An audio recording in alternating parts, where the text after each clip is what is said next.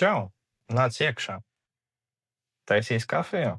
Es tā kā reiz pie savējās te domāju, kas ir mūsu superspēja? Katrai valstī šķiet ir kaut kas savs. Mūsu kaimiņiem lietuviešiem ir lāzeri. Nopietni, viņi kontrolē vairāk par 50% no pasaules zinātnisko lāzeru tirgus un eksportē pāri 80% no saražotā. Igauniem ir, protams, e-viss. Viņi var nobalsot vēlēšanās, sēžot pirtī un dzerot aliņu, un turpat tās arī apprecēties. Digitālie burvji. Bet kas ir mums? Klusā daba, dzintars, pelēkie zirņi. Bieži vien sabiedrībā jokojam, meklējot savu Latvijas Nokiju. To vienu lielo ikonisko veiksmes stāstu. Tas viss ir baigi forši, bet vai tas ir 21. gadsimta superspēja? Un šeit man ir jāatzīst, es vēl nesen, kad mans kolēģis kārtējo reizi stāstīja, cik ļoti viņš fano par droniem, es tikai pasmaidīju. Nu, droni, foršas rotaļlietas, vai ne? Bet tad es te nedaudz parakos, palasīju pāris gudrus rakstus, pat aizgāju uz to lielo dronu samitu un sapratu, ka tas nav tikai hobijs. Tā ir ļoti, ļoti karsta pēda mūsu superspējas meklējumos. Varbūt pat galvenais kandidāts. Jo izrādās, ka mūsu spēks nav acīm redzams. Tā nav aplikācija telefonā, tā ir aparatūra. Sarežģītas, gudras kastes, kas liek pasaulē griezties. Un pats galvenais – tā paceļas gaisā. Labi, zinu, ko jūs domājat, Aleksandr, par ko tu runā? Pacietību. Nu, sāksim ar to klišeju, ko dzirdam ik uz soļa, Latvijā jau neko neražo. Nu, manuprāt, visiem, kas šeit ir saprotams, ka tā ir pilnīga aplamība. Un es jums to pierādīšu ar faktiem. Mums ir daudz uzņēmumu, par kuriem mums ir jālepojas, bet par kuriem mēs varbūt dzirdējuši maz. Piemēram, Mikrotiks. Iespējams, ka tieši šobrīd jūsu internets mājās vai birojā plūst cauri mazai baltai kastītei, uz kura rakstīts Mikrotiks. Viņi tādi kā klusie interneta dievi, kas sēž tepat tās, ja es nemaldos, VF rajonā un nodrošina tīklu visā pasaulē. Un tas ir tikai sākums. Mums ir vesels klasteris, es pat teiktu, ar pasaules līmeņa drona ražotājiem. Piemēram, Age Autonomy.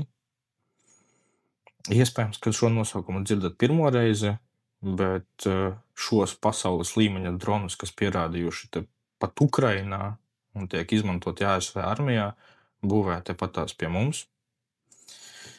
Tad vēl ir Aerons, kas ar saviem jaudīgajiem robotiem tīra un apkalpo vēja turbīnas visā pasaulē. SPH Engineering, kas liek simtiem dronu dejot gaismas šovos. Redziet, ne tikai ražojam, mēs ražojam sarežģītas, gudras lietas, par kurām pasaulē ir gatava maksāt lielu naudu. Mums ir spēcīgs tehnoloģiskais pamats, par kuru mums pašiem ir jāzina un ar ko ir jālepojas.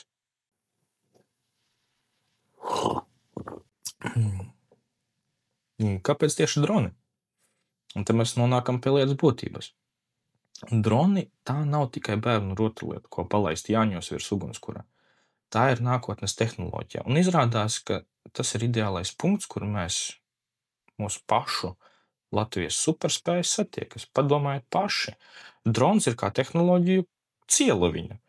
No tā mēs te virtuvē runājot, ja, salīdzinājums ir ideāls. Pirmkārt, tev vajag perfektu un kraušīgu pamatni. Sakari. Un mums ir Mikrotiks. Tad mums ir garšīgs, gaisīgs, bez ekrānas. Sarežģīta, uzticama elektronika. Ražo arī tepat tās Latvijā. Piemēram, Hanza Matrix. Virsū lej gardu šokolādes glazūru. Īpašas radiotehnoloģijas. Sveiciens SAF tehnikai. Un tas viss kopā spēj pacelties un gaisā un lidot stundām ilgi. Tas ir Age Autonomy. Mums jau ir viss. Mums nav jāsāk no nulles. Mums ir visas puzles gabaliņi, lai kļūtu par gudrā lidojuma zemi. Es nezinu, kā jums, bet man šis nosaukums patīk. Izklausās jautīgi. Gudrā lidojuma uz Zemi. Nu labi, forši būvēsim dronus. Bet ko tas dot man, tev, manai Omei laukos? Iedomājieties, jūs dzīvojat laukos un pēkšņi pazūd elektrība, jo vētrā kaut kur ir pārauts vārds.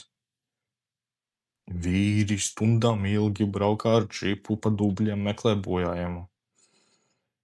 Kā tas varētu būt? Iespējams, ka jau tagad tā notiek. Gaisā paceļās drons, aprīkots ar augstas izšķirtspējas un termālo kameru. 15 minūšu laikā pārlido visu līniju, atrod ne tikai nolūzušo koku, bet arī piefiksē vietu, kur izolators sāk pārkarst un varētu drīz iziet no ierindas. Nosūta precīzas koordinātes, bildes remonta brigādē, elektrība atpakaļ 2 reizes ātrāk. Un arī nākamā avārija ir novērsta, pirms tā ir notikusi. Tas pats arī tiltiem, dzelzceļa līnijā, gāzes vada inspekcija. Ātrāk, lētāk, drošāk. Vai lauksaimniecība? Zemniekam vairs nav jāsteigā pa milzīgo lauku, jāmin kafijas biezumos, lai saprastu, kur raža labāka. Drons ar multispektrālo kameru pārt to lauku, izveido karti, kur katrs augs redzams kā uz delnes, un pasaka priekšā, tajā stūrī kviešis labs, bet tur ir sācies kaitēkļu uzbrukums. Tā vietā, lai miglotu visu lauku ar ķīmijām, zemnieks var apstrādāt tikai konkrētos kvadrātmetrus. Naudas, laika un dabas resursu ekonomija. Tīra efektivitāte. Piegādes. Varbūt ne rītdien, varbūt nākotnē. Iedomājieties, ka aizmirstat nopirkt zāles aptiekā, pēc stundas pie jūsu loga pieklauvē drons ar jūsu sūtījumu. Es domāju, ka esat redzējuši, kā Amazon piegādā. Zemniekam lauka vidū salūst traktors, drons atved steidzami nepieciešamo rezerves daļu. Nekādu sastrēgumu uz salu tilta, ja? Nekādu neizbraucamu lauku ceļu. Protams, ka drošība. Laikam tas ir pats svarīgākais. Mūsu ģeopolitiskajā situācijā spēja pašiem ražot pasaules līmeņa izlūkošanas un aizsardzības tehnoloģijas, tas nav tikai forši, bet arī vitāli svarīgi. Tas ir mūsu vairogs. Bet runājot par civilo jomu, tas varētu arī palīdzēt ugunsdzēsējiem atrast mežā ugunsgrēku vai palīdzēt atrast sēņotāju daudz ātrāk. Un tā jau nav nekāda fantāzija, ja? Tas jau notiek šodien. Šīs tehnoloģijas glāb dzīvības tepat un tagad. Protams, tas viss nenotiks pats no sevis. Vīzija bez rīcības plāna ir tikai sapnis. Tāpēc ir 3 konkrētas lietas, kas mums ir jāsadara. Tas kā mājas darbs visai valstī. Pirmkārt, cilvēki, mūsu prāta resursi. Un šeit es nerunāju tikai par vienas jaunas profesijas radīšanu. Runa ir par tādu kapitālo remontu, varētu teikt, domāšanā. Mums viennozīmīgi ir jābeidz mācīt tas, kas ir aktuāli pirms 5 gadiem. Mums ir jāmāca tas, kas būs aktuāli nākotnē. Un, mums ir vajadzīgi tādi kā hibrīd speciālisti, gluži kā mehatroniķi, kas saprot mehāniku, elektroniku, programmēšanu, bet mums ir jāsāk iet uz priekšu. Mums ir cilvēki vajadzīgi, kuri māk ne tikai lodēt, bet arī uzrakstīt Pythonā kodu, kurš saprot mākslīgā intelekta pamatus, mašīnredzes pamatus, kurš pārzina kiberdrošību, lai šīs lidojošās sistēmas nevarētu uzlauzt. Bet ne tikai par mehatroniku, ja? Padomājiet arī par citām profesijām. Elektroniķiem, telekomunikāciju speciālistiem vairs nepietiek tikai ar savu šauro jomu. Viņiem ir jāsaprot, kā viņu radītās sistēmas var integrēt autonomās platformās, kā nodrošināt stabilu 5G savienojumu lidojošam objektam. Pat celtnieks un arhitekts ir jāatjauno. Viņiem ir jādomā citādi. Kur projektos palīdzēt paredzēt dronu nosēšanas laukumus uz jumtiem, kā ēkās integrēt automātiskās uzlādes stacijas, paku saņemšanas punktus. Lauksaimnieks un dārznieks, arī viņi pamazām kļūst par tādu datu analītiķi, kurus no drona saņemtos datus pārvērš konkrētos lēmumos, kur laistīt, kur mēslot, kur cīnīties ar kaitēkļiem. Un šeit ir runa tiešām par tādu starpdisciplināru pieeju, kur dažādu jomu speciālisti strādā kopā. Šo programmu revīzija ir jāveic visām saistītajām profesijām kopā, nevis katrs savā turnī. Ja? Pie viena galda jāsēžas elektronikas, IT, mehatronikas pedagogiem kopā ar industrijas pārstāvjiem, tie pašiem Mikrotik, Edge Autonomy, citiem vadošajiem uzņēmumiem, lai saliktu to kopējo puzli un nodrošinātu, ka no skolas sola nāk speciālisti, kuri ir gatavi uzreiz darbam dronu nozarē. Un mums ir jāsāk svinēt savus inženierus tikpat skaļi kā hokejistus pēc uzvaras čempionātā. Otrkārt, droša vide eksperimentiem, jeb rotaļu laukums ģēnijiem. Inovatoriem vajag vietu, kur izmēģināt savu astrākās idejas, tādu kā dronu biķernieku trasi. Šo vietu sauc arī par regulatoro smilškasti, un tas nav tikai tāds gaisa grābstīšanas priekšlikums. Piemēram, saskaņā ar Eiropas Savienības regulām katrai dalībvalstī līdz 2026. gada augustam ir jāizveido vismaz viena šāda smilškaste mākslīgā intelekta jomā. Tad mums tas tik un tā ir jādara. Tā ir konkrēta kontrolēta teritorija, piemēram, kāds bijušais militārais poligons, kur uzņēmumi civilās aviācijas aģentūras uzraudzībā var legāli un droši testēt tehnoloģijas. Šeit varētu testēt visu, kas ir ar droniem saistīts. Paku piegādes dronus, dronu spietus, kas mācās darboties kopā kā vienots organisms. Un tas ne tikai pātrinātu mūsu pašu uzņēmumu attīstību, bet padarītu Latviju par pievilcīgu arī citiem starptautiskiem tehnoloģiju milžiem. Tā ir tā kā mūsu biļete uz tehnoloģiju augstāko līgu. Ļausim viņiem lidot. Treškārt, spēcīgs un patiess stāsts.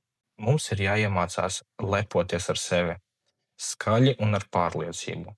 Zīmols gudrā lidojuma zeme nav tikai sauklis, ko uzlīmēt uz bukleta lidostu. Tam ir jābūt balstītam reālos darbos. Un jā, mēs neesam tikai dziedātāju un dejotāju tauta. Mēs arī esam inženieri un izgudrotāju tauta. Un tas nav nekas jauns. Tas ir mūsu DNS ierakstīta spēja ražot sarežģītas lietas. Atcerēsimies leģendāro VF. Tas nebija tik tālu. Tur dzima Minox. Tas varētu teikt, bija sava laika iPhone tehnoloģiskais brīnums. Kā parādīt savu inženiersko spēju? Varētu ar ambiciozu nacionālo projektu. Piemēram, Digitālā Daugava. Projekts, kurā visi mūsu vadošie dronu uzņēmumi apvienojas, lai radītu pilnīgu dinamisku Daugavas digitālo modeli, monitorētu visu no ūdens kvalitātes, zivju migrācijas, krasta erozijas, hesu stāvokļiem. Taustāms, reāls, iespaidīgs pierādījums mūsu spējām, ko varētu rādīt visai pasaulē. Ja mēs paši tam nenoticēsim un nerādīsim, kāpēc lai citi noticētu? Lietuviešiem ir lāzeri, Igauniem e-valsts, un mums ir spēcīgs kandidāts – droni, un viss, kas ar to saistīts. Mums ir vēsturiskās saknes inženierijā, mums ir pasaules līmeņa uzņēmumi, mums ir skaidrs ceļš. Bet vai tā ir vienīgā un īstā superspēja? Nezinu. Varbūt. Labi, man kafija tūlīt atdzisīs. Paldies, ka skatījāties. Tagad galvenais jautājums. Vai jūs piekrītat, ka droni varētu būt superspēja? Latvijas superspēja. Varbūt tā ir biotehnoloģija, kokapstrāde.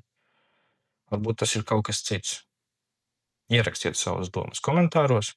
Uzsāksim diskusiju. Un, protams, like, subscribe un tiekamies kādā citā video. Atā!